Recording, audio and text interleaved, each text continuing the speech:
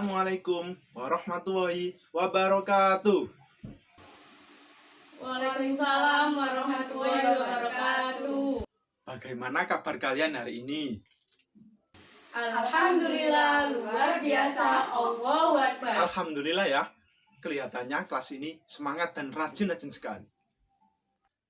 Sebelum Bapak memulai pembelajaran pada hari ini, Bapak akan mengecek kesiapan kalian terlebih dahulu. Di kanan kirinya, apabila ada sampah, tolong dipunguti. Dan untuk tempat duduknya, tolong sejajar ya.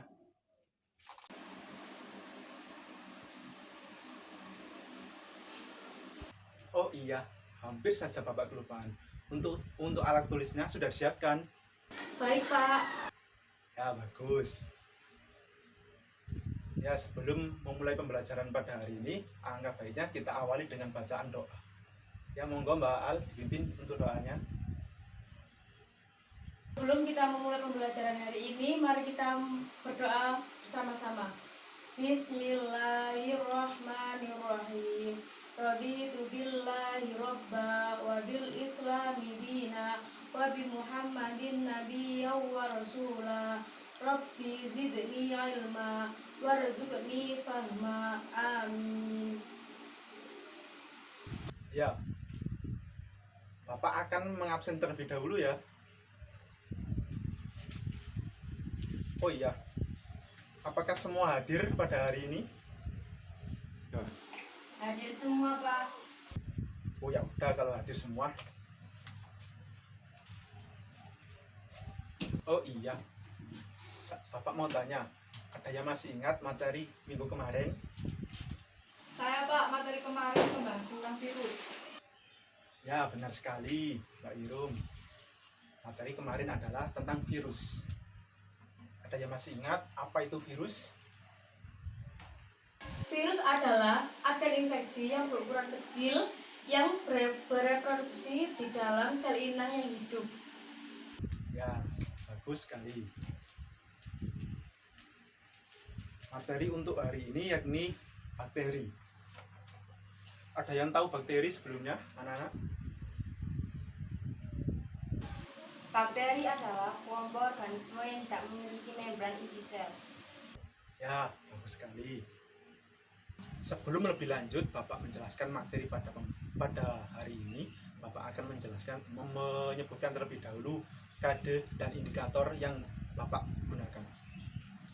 Kode yang Bapak gunakan yakni mengidentifikasi morfologi dan struktur sel, cara hidup, reproduksi, dan peran bakteri dalam kehidupan. Adapun kode indikator pada kode yang pertama ini ada 5. Yang pertama, menjelaskan morfologi dan struktur sel bakteri. Yang kedua, menjelaskan karakteristik bakteri. Yang ketiga, menjelaskan cara hidup bakteri. Yang keempat, menjelaskan cara perkembangbiakan bakteri. Dan yang kelima, menjelaskan berbagai peran bakteri, baik yang menguntungkan maupun merugikan dalam kehidupan. Untuk kode yang kedua yakni menyajikan data tentang ciri-ciri dan peran bakteri dalam kehidupan. Adapun indikatornya yakni membuat carta perkembangbiakan bakteri. Oh iya, sebelumnya Bapak akan menyampaikan tujuan pembelajaran pada hari ini. Tujuan pembelajaran pada hari ini yakni setelah mengikuti proses pembelajaran hari ini, diharapkan peserta didik dapat menjelaskan yang pertama, menjelaskan morfologi dan struktur sel bakteri. Yang kedua, menjelaskan karakteristik bakteri. Ketiga, menjelaskan cara hidup bakteri. Yang keempat, menjelaskan cara perkembangbiakan bakteri. Yang kelima, menjelaskan berbagai peranan bakteri yang menguntungkan maupun merugikan dalam kehidupan. Dan yang keenam yakni membuat carta perkembangan bakteri, perkembangbiakan bakteri. Jadi, bakteri merupakan anggota kelompok mikroorganisme atau mikroba, yaitu organisme yang berukuran sangat kecil, sehingga selnya hanya dapat diamati dengan menggunakan mikroskop. Sel pada bakteri merupakan sel prokariotik, yaitu sel yang tidak memiliki membran inti. Oleh karena itu, bakteri disebut juga organisme prokariot. Walaupun berukuran sangat kecil, bakteri memiliki peran yang sangat besar dalam kehidupan, baik peran yang menguntungkan maupun peran yang merugikan.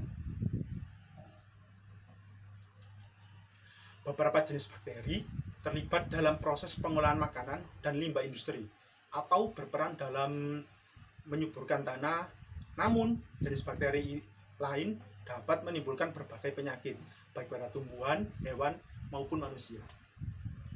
Kita perlu mempelajari bakteri agar dapat memanfaatkan bakteri bagi kehidupan dan sebaliknya, dapat menghindari akibat negatif yang ditimbulkannya. Ilmu yang mengkaji bakteri disebut bakteriologi. Ya, langsung saja kita masuk ke materi pembelajaran pada hari ini.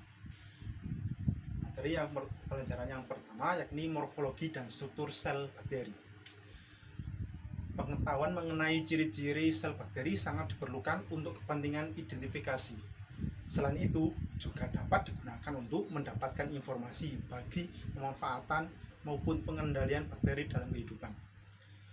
Kemajuan di bidang teknologi dan peralatan laboratorium mikrobiologi, termasuk mikroskop, memungkinkan proses identifikasi mikroorganisme dapat dilakukan dengan sangat terperinci, mulai dari morfologi, struktur, sampai komposisi kimiawi dan senyawa-senyawa kimia yang dapat dihasilkan oleh suatu mikroorganisme, termasuk bakteri. Morfologi sel bakteri. Satuan pengukuran yang digunakan untuk mengukur bakteri adalah mikrometer atau mikron. Dengan 1 mikrometer sama dengan 10-6 m. Rata-rata sel bakteri berukuran 1-5 mikrometer. Sebagai contoh, bakteri berbentuk bulat memiliki diameter sekitar 0,75 sampai 1,25 mikrometer.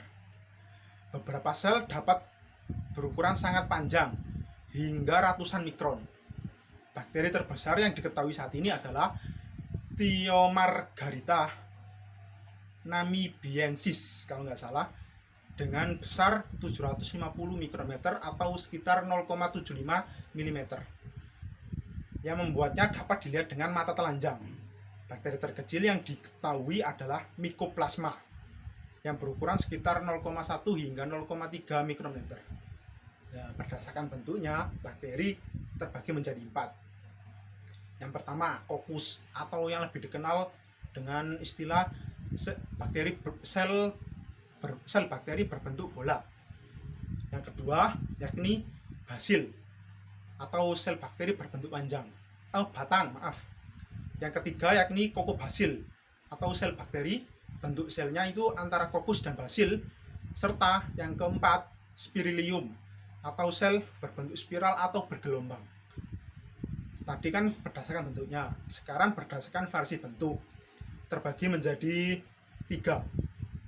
Yang pertama, ini yang terbagi menjadi 3 itu dalam bentuk dasar spirilia tadi.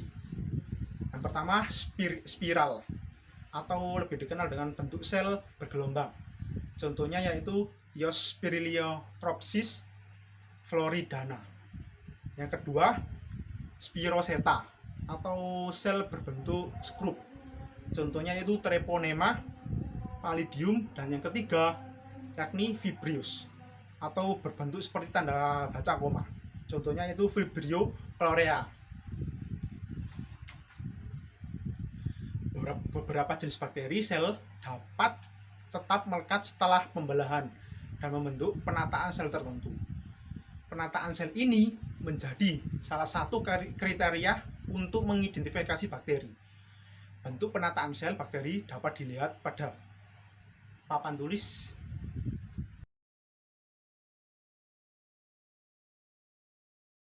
Ya, setelah melihat penataan sel bakteri pada gambar tersebut, kita melangkah ke materi yang selanjutnya, yakni struktur sel bakteri.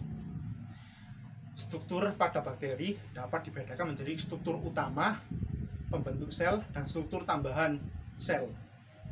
Struktur utama pembentuk sel yaitu dinding sel, membran plasma, dan sitoplasma. Di dalam sitoplasma tersebut terdapat berbagai struktur, di antaranya nukleoid, ribosom, plasmid, badan inklusi, dan endospora. Sedangkan struktur tambahan yang berada di luar dinding sel bakteri dapat berupa flagela, kapsul atau pili. Yang pertama atau A, dinding sel. Dinding sel berfungsi untuk melindungi isi sel dan memberi bentuk pada sel bakteri. Bentuk kaku pada sel bakteri disebabkan komponen utama penyusun dinding sel adalah peptidoglikan. Senyawa ini merupakan polimer yang terdiri dari unit yang berulang, tersusun dari polisakarida dan polipeptida. Berdasarkan perbedaan struktur dan komposisi dinding sel yang dimilikinya, bakteri dapat dibedakan menjadi bakteri gram positif dan bakteri gram negatif.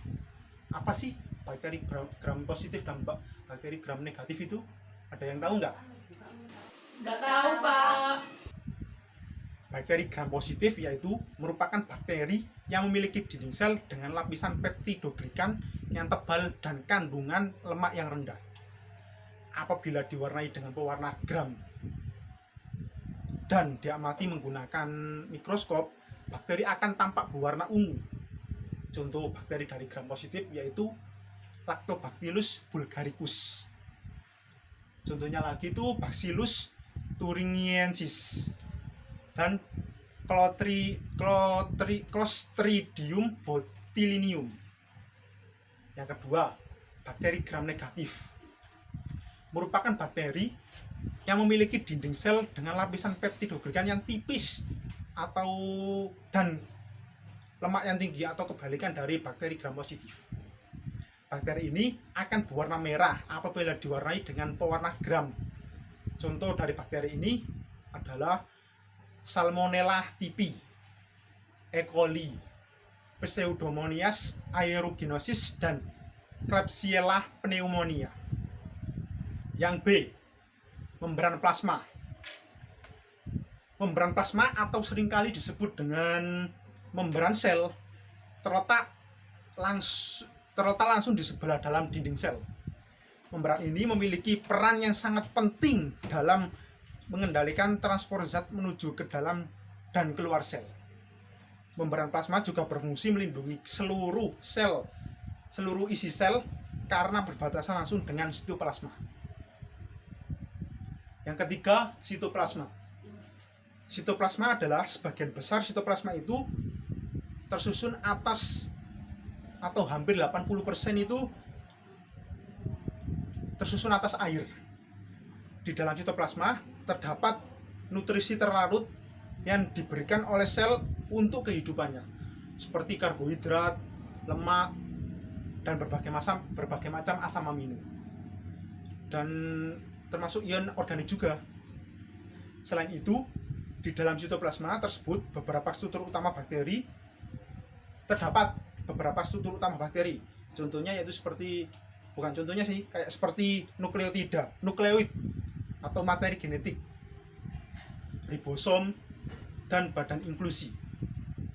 Fungsi sitoplasma ini adalah sebagai tempat berlangsungnya reaksi metabolisme sel untuk mendapatkan energi.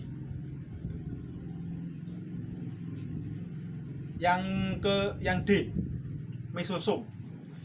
Struktur ini dihasilkan dari pelipatan membran sitoplasma ke arah dalam atau invaginasi. Mesosom selalu bersambungan dengan membran sitoplasma. Mesosom diperkirakan berfungsi dalam sintesis dinding sel dan pembelahan inti sel. Yang selanjutnya atau yang poin E, nukleoid. Sebagai organisasi prokariot, struktur inti sel pada bakteri berbeda dengan organisme eukariot. Inti sel bakteri tidak diselubungi oleh membran dan tidak memiliki anak inti atau nukleus. Kromosom DNA bakteri berbentuk sirkuler atau seperti lingkaran, terletak memadat pada suatu area dalam sitoplasma dan disebut nukleoid. Kromosom membawa informasi sifat utama yang diperlukan oleh sel seperti bentuk sel, tipe dinding sel, kemampuan metabolisme, dan lain-lain. Selanjutnya atau poin F yakni ribosom. Seperti halnya pada organisme lain, sel bakteri juga memiliki ribosom yang berfungsi dalam proses sintesis protein. Ribosom pada bakteri berukuran lebih kecil dibandingkan ribosom pada sel eukariot. Yang selanjutnya yaitu poin G, plasmid. Selain nukleoid, bakteri dapat memiliki materi genetik di luar kromosom atau ekstrakromosomal yang disebut plasmid. Seperti hanya nukleoid, plasmid juga berbentuk seluler tapi berukuran lebih kecil. Plasmid membawa sifat yang membentuk bakteri dapat lebih bertahan hidup. Misalnya plasmid R atau yang lebih dikenal dengan resistensi. Plasmid R membawa sifat ketahanan terhadap antibiotik, sehingga bakteri yang membawa plasmid tersebut akan tahan terhadap jenis antibiotik tertentu sesuai sifat yang dibawanya. Yang selanjutnya poin H, badan atau kantong induk inklusi. Bakteri mampu menyimpan berbagai senyawa kimia dalam bentuk granular atau globular di sitoplasmanya yang disebut badan inklusi. Jenis badan inklusi bergantung pada jenis bakterinya, antara lain granula cyanovisin, yaitu badan inklusi yang terdapat pada cyanobacteria yang berfungsi untuk menyimpan nitrogen.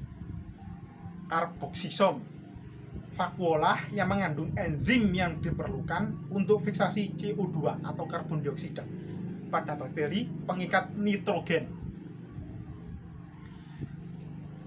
Vakuologas terdapat pada bakteri fotosintetik dan bakteri yang lain hidup di perairan. Granular sulfur atau belerang atau granular fosfat, senyawa anti anorganik yang disimpan dalam sitoplasma, dan lain-lain. Untuk materi yang selanjutnya ini poin I, endospora. Beberapa jenis bakteri mampu membentuk endospora, yaitu struktur spesifik yang terbentuk saat bakteri dalam keadaan dorman atau istirahat. Pada fase ini, bakteri tidak aktif melakukan metabolisme. Endospora merupakan DNA bakteri yang diselubungi oleh dinding sel yang tebal, oleh dinding yang tebal dan tahan terhadap tekanan lingkungan. Struktur ini dihasilkan bakteri untuk bertahan dalam lingkungan yang kurang menguntungkan, seperti kekeringan, suhu yang tinggi, atau ketika ada senyawa kimia yang berbahaya bagi sel. Endospora dapat bertahan selama bertahun-tahun. Apabila endospora berada di lingkungan yang sesuai, dinding endospora akan pecah dan bakteri kembali memulai aktivitas hidupnya. Contoh bakteri yang mampu menghasilkan endospora adalah Clostridium tetani yang menyebabkan penyakit tetanus, dan Bacillus anthracis, penyebab penyakit antraks. Yang selanjutnya, poin J, flagella. Flagella atau tunggal flagellum atau bulu cambuk merupakan struktur seperti benang yang tersusun atas protein yang disebut flagellin. Flagella berfungsi sebagai alat penggerak pada bakteri atau alat gerak pada bakteri. Tidak semua bakteri memiliki flagella. Flagella dapat terletak di salah satu kutub, dua kutub, atau pada seluruh permukaan sel. Bakteri dapat memiliki tipe flagella yang berbeda berdasarkan jumlah dan letaknya. Terdapat beberapa tipe flagella, yaitu yang pertama monitrik atau satu flagella pada salah satu ujung, lovotrik atau beberapa flagella pada salah satu ujung, amfitrik, flagella terletak pada kedua ujung sel, dan peritrik, flagella terdapat pada seluruh permukaan sel. Poin yang selanjutnya yaitu poin K, pili dan fimbria. Pili atau jamak dari pilus adalah suatu struktur yang melekat pada membran plasma berupa benang mirip flagela ya, tetapi berukuran lebih pendek dan lebih tipis. Pili terdapat pada kebanyakan bakteri gram negatif dan hanya sedikit bakteri gram positif yang memiliki struktur ini. Fungsi pili adalah sebagai alat pelekatan. Selain itu, bakteri juga dapat memiliki pili yang berfungsi khusus dalam pertukaran materi genetik dari satu sel bakteri ke sel bakteri yang lain melalui proses konjugasi yang disebut pili seks atau pili F fertility. Sementara itu, fimbria merupakan struktur dan fungsi yang menyerupai pili, tapi berukuran lebih kecil dan pendek. Dan poin yang terakhir yakni poin L, kapsul. Beberapa jenis bakteri terdapat memiliki kapsul, yaitu lapisan lendir yang menyelubungi selnya. Lapisan ini tersusun atas polisakarida dan protein dengan komposisi yang berbeda. Bergantung pada jenis bakteri, kapsul berfungsi sebagai pelindung sel, baik dari fagositosis maupun dari kondisi lingkungan seperti radiasi, kekeringan, maupun senyawa kimia. Selain itu, kapsul juga berfungsi sebagai cadangan makanan bagi bakteri patogen. Kapsul juga berfungsi untuk melekatkan diri pada substrat sehingga tidak mudah dihilangkan. Sebelumnya sampai sini ada yang mau tanyakan? Ya, monggo. Saya Pak, jadikan tadi Bapak menjelaskan bahwa dinding sel berfungsi untuk melindungi isi sel dan memberi bentuk pada sel bakteri. Berarti bentuk bakteri seperti bola, batang, spiral adalah termasuk fungsi dari dinding sel. Ya, tepat sekali. Dinding sel adalah yaitu fungsi dari dinding sel itu melindungi isi sel dan memberi bentuk pada sel bakteri. Jadi jika bentuknya tadi seperti lingkaran atau basil, fokus, itu tergantung dinding selnya juga. Itu peran dari dinding sel. Ada lagi yang menanyakan? Enggak ada, Pak. Oke, Bapak akan melanjutkan ke materi selanjutnya. Setelah Bapak menjelaskan morfologi dan struktur sel bakteri, kali ini Bapak akan menjelaskan karakteristik bakteri. Apa saja sih karakteristik bakteri itu? Ada yang tahu? Enggak tahu, Pak. Bakteri memiliki ciri-ciri atau karakteristik yang membedakan dengan makhluk hidup yang lain, yaitu meliputi A. Organisme uniseluler. Tahu kan uniseluler? Yang kedua atau B. Prokariot atau tidak memiliki membran inti sel. Yang ketiga atau C. Umumnya tidak memiliki klorofil. Yang D. Memiliki ukuran tubuh yang bervariasi antara 0,12 sampai dengan ratusan mikron umumnya. Memiliki ukuran rata-rata 1 sampai 5 mikron. Yang E memiliki bentuk tubuh yang beraneka ragam. Yang F hidup bebas atau parasit. Yang G yang hidup di lingkungan ekstrim seperti pada air panas, kawah, gambut. Dinding selnya tidak mengandung peptidoglikan. Yang H yang hidupnya kosmoplit di berbagai lingkungan dinding selnya mengandung peptidoglikan. Sekarang Bapak mau tanya, ada yang tahu nggak apa sih peptidoglikan itu? Saya, Pak. Peptidoglikan adalah komponen utama dinding sel bakteri yang bersifat kaku dan bertanggung jawab untuk menjaga integritas sel serta menentukan bentuknya. Baik, jawabannya sangat bagus. Baik, materi yang selanjutnya yakni cara hidup bakteri. Secara umum, kebutuhan bakteri untuk hidup meliputi kebutuhan akan oksigen, kebutuhan akan karbon, kebutuhan akan nutrisi atau karbon, dan sumber energi. Setiap jenis bakteri memiliki kebutuhan yang berbeda-beda. Oleh karena itu, bakteri dapat dibagi menjadi beberapa kelompok berdasarkan kebutuhan bakteri tersebut. Yang pertama, kebutuhan akan oksigen. Oksigen merupakan salah satu faktor penting yang mempengaruhi kehidupan bakteri.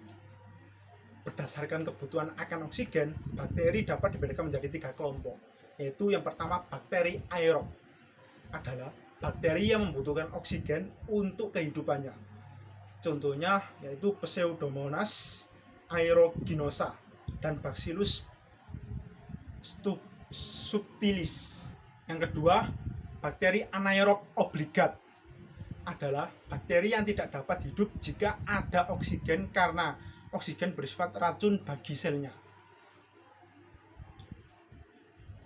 Contoh dari bakteri ini adalah Clostridium botulinum. Yang terakhir yakni bakteri anaerob fakultatif, yaitu merupakan bakteri yang dapat hidup pada kondisi aerob maupun anaerob. Contoh dari bakteri ini adalah bakteri E. coli. Yang kedua, cara hidup bakteri berdasarkan kebutuhan akan karbon. Berdasarkan sumber karbon yang digunakan, bakteri dibagi menjadi 2 kelompok, yaitu bakteri autotrof dan bakteri heterotrof. Apa sih bakteri autotrof dan heterotrof itu? Ada yang tahu nggak? Nggak tahu, Pak. Baik, Bapak akan menjelaskannya. Bakteri autotrof adalah bakteri yang menggunakan CO2 atau karbon anorganik sebagai sumber karbonnya. Bakteri ini juga dikatakan mampu membuat makanannya sendiri karena dapat menyusun senyawa organik dari CO2 yang diperolehnya. Sedangkan bakteri heterotrof adalah bakteri yang menggunakan karbon organik sebagai sumber karbonnya. Berdasarkan cara memperoleh sumber karbonnya, bakteri heterotrof dapat dikelompokkan menjadi bakteri saprofit dan parasit. Ada yang tahu nggak bakteri saprofit dan parasit ini apa? Nggak tahu, Pak. Bakteri saprofit memperoleh senyawa karbon dari sisa organisme hidup seperti sampah organik, daun yang gugur, batang kayu mati, dan lain-lain. Sementara itu, kelompok parasit adalah bakteri heterotrof yang memperoleh senyawa karbon dari organisme yang masih hidup. Nah, untuk yang ketiga, cara hidup bakteri berdasarkan kebutuhan akan sumber energi. Selain karbon, bakteri juga dikelompokkan berdasarkan kebutuhan akan sumber energi. Bakteri membutuhkan energi untuk menyintesis bahan nutrisi yang diperolehnya menjadi makanan yang dibutuhkan. Berdasarkan sumber energi yang digunakan, bakteri dapat dikelompokkan menjadi 2 kelompok, yaitu bakteri fototrof dan kemotrof. Bakteri fototrof adalah bakteri yang dapat mendapatkan energi dari cahaya.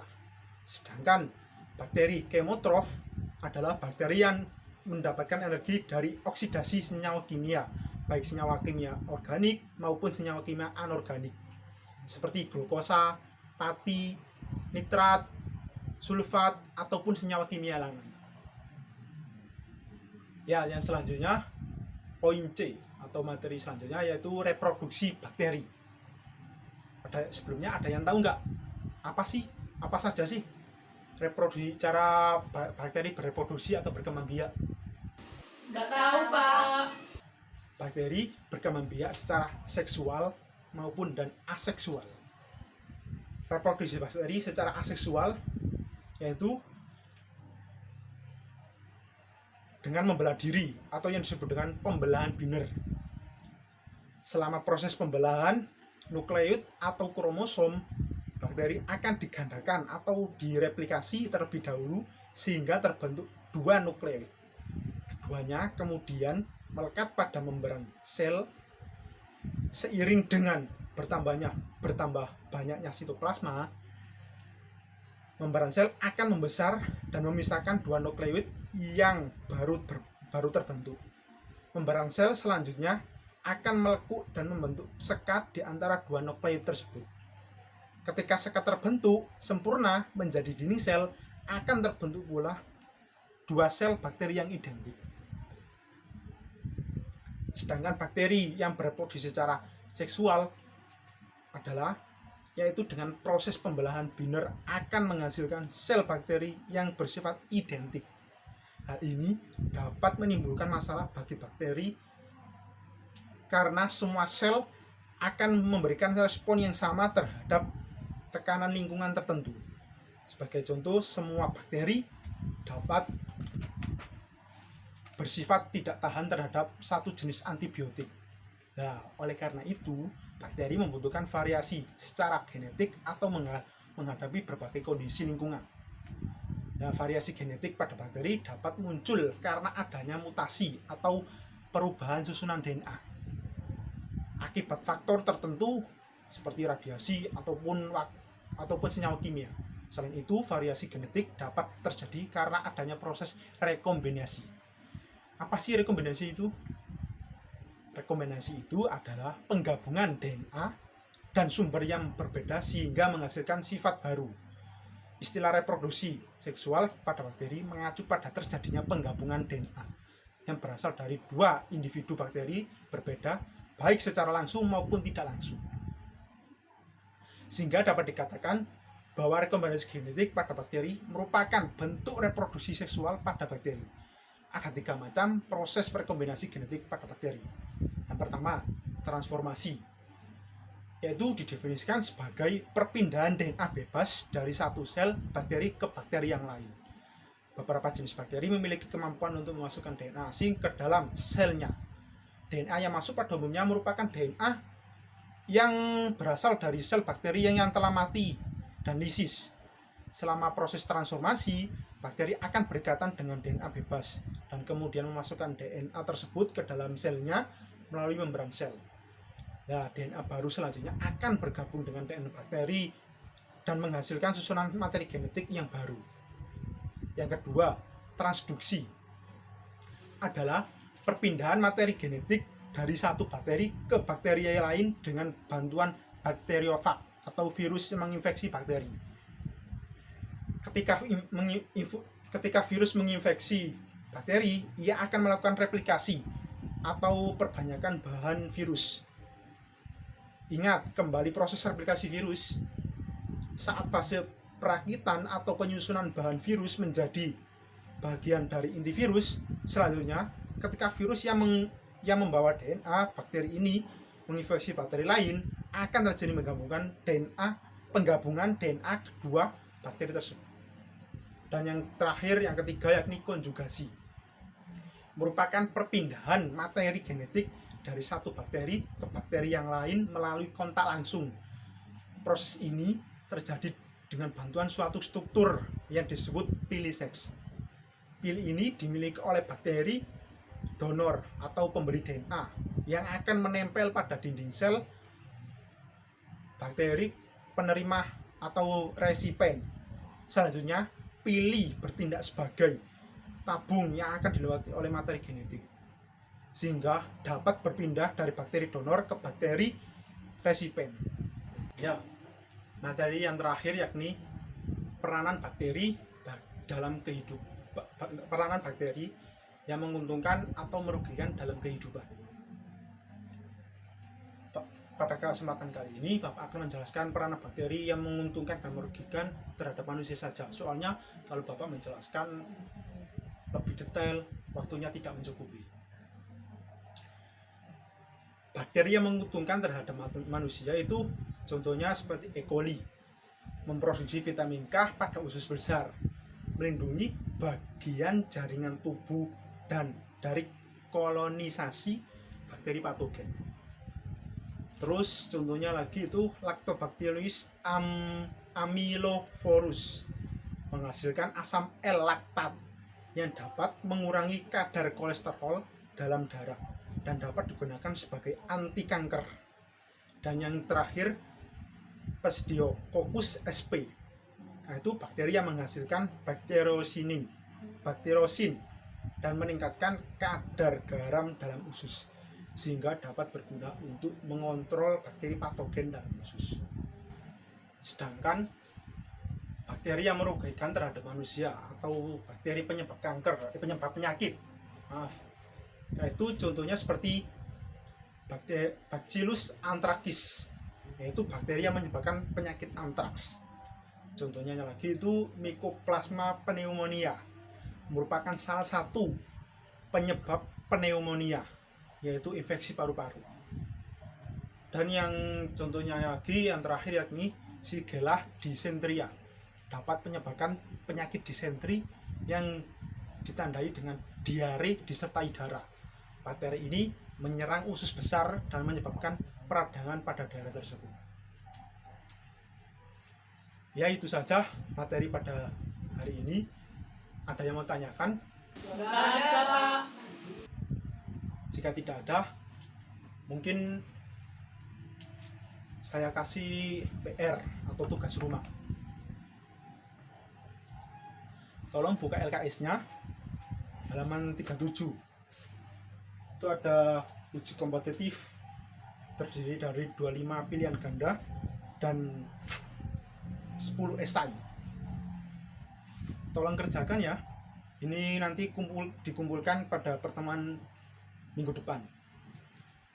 Dan jangan lupa untuk materi pada hari ini diresum atau dibuat catatan untuk saya koreksi besok sebagai bukti kalau belajar. Baik, Pak. Sekian pembelajaran pada hari ini. Mohon maaf apabila Bapak ada salah kata. Saya akhiri. Assalamualaikum warahmatullahi wabarakatuh. Terima kasih, Pak. Waalaikumsalam warahmatullahi wabarakatuh.